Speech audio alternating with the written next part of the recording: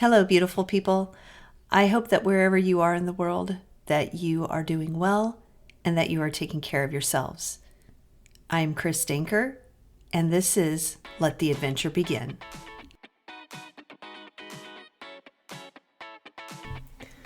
Let the Adventure Begin with Chris Danker podcast. Welcome to episode 136.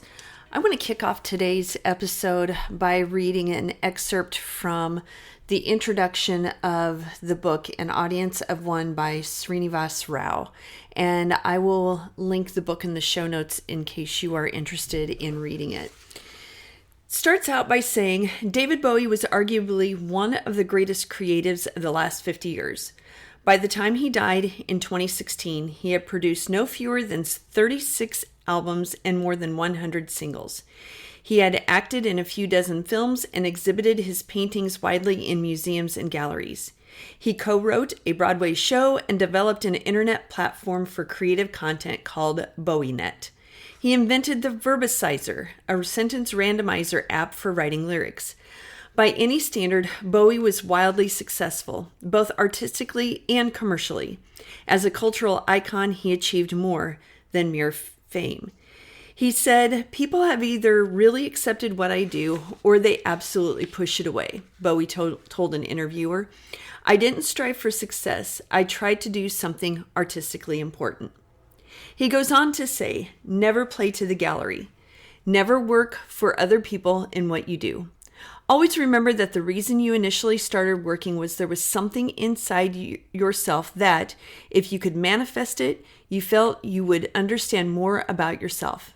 I think it's terribly dangerous for an artist to fulfill other people's expectations. And that really hit home for me in many different ways. And this is a book that I have kept over the years, and sometimes I'll come back to it and read different sections of it, but I almost feel like I need an overhaul and need to read it over again. And especially if you are a creative, someone who likes to write, or if you are aspiring to be an influencer in some way, either on TikTok, products that you want to sell, a lifestyle that you want to promote, it always starts with you.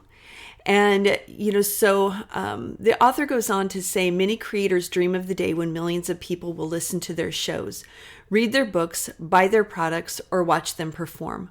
But what will you bring to the table when you're performing only for an audience of one? Yourself.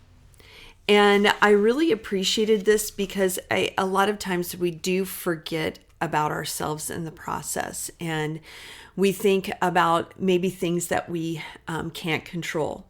He says, one of the hardest things to do is separate your work and the effort that you put in it from the results. An actor doesn't control the movie around them. They don't control what the other actors do. They don't control the marketing budget. They don't control the distribution. They could do the role of a lifetime, but the director or editor could mess it up in post-production.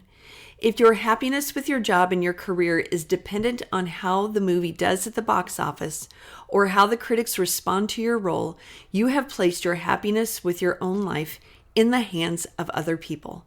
And that's a recipe for profound disappointment. While separating your work and effort from the results is one of the hardest things to do, it's also one of the most important. And you notice that in that last excerpt, he talks about, control, that an actor doesn't control what the other actors do. They don't control the marketing budget. They don't control the distribution. The only thing that actor can do in that movie is control how they portray their character. That's the piece that they can control. And I feel like a lot of us forget that. We look at outside factors or the thief of all joy, which is comparison. And when we compare ourselves to where others are and not realizing that they may be 10 years into something and we are comparing ourselves to that person when we're maybe 2 or 3 years into a certain process. So it's a good thing to remember to come back to ourselves, to whatever endeavor, whatever adventure, whatever journey we want to begin, to start with ourselves. We are our own audience. We're the most important audience. And again, if we think about outside factors too much that we can't control, it's a recipe, as the author says, for disappointment. And I know that I've been kind of feeling this with my writing and the podcast. I did take a break from the podcast. I wanted to kind of restructure what I wanted this podcast to be, instead of, making it kind of a one size fits all, everything for everyone. I wanted to make it more, obviously, from the perspective of a 57-year-old woman living in 2025.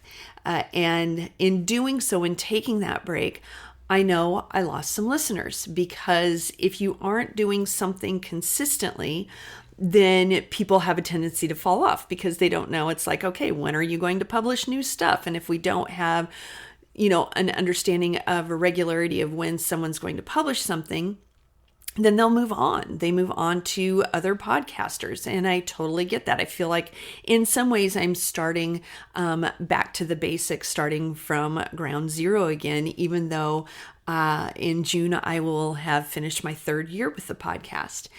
And even though my audience level has decreased immensely, the most important thing is looking at myself as an audience of one, and am I happy and am I proud of the content that I put it out? I can't control the other factors. I can let people know on Instagram, in Reels, in my stories when I have published something. I can put some information on LinkedIn and put it out into the world and let people know that it's there. But we can't force anyone to go and listen to our podcast. If you're a podcast, I'm a podcaster. I'm also a writer. I can't force people to go and read what I've written. It's either of interest to them or not. And I wrote a piece not too long ago called "Is It Worth It?" And it's about the writing life. And I will link that to the show notes as well. Because again, I was kind of getting down on myself because I haven't had a lot of traction. I don't get a lot of reads. And I'm like, okay, what can I do? I need to come back to being an audience of one. That I'm writing for myself, that I'm podcasting for myself. I'm putting material out into the world with the intent to have a positive impact on others. And that's all I can do. And so as a call to action, I just want you to think about aspects of your life where maybe you're a people pleaser, maybe you're trying to do things that are out of your control.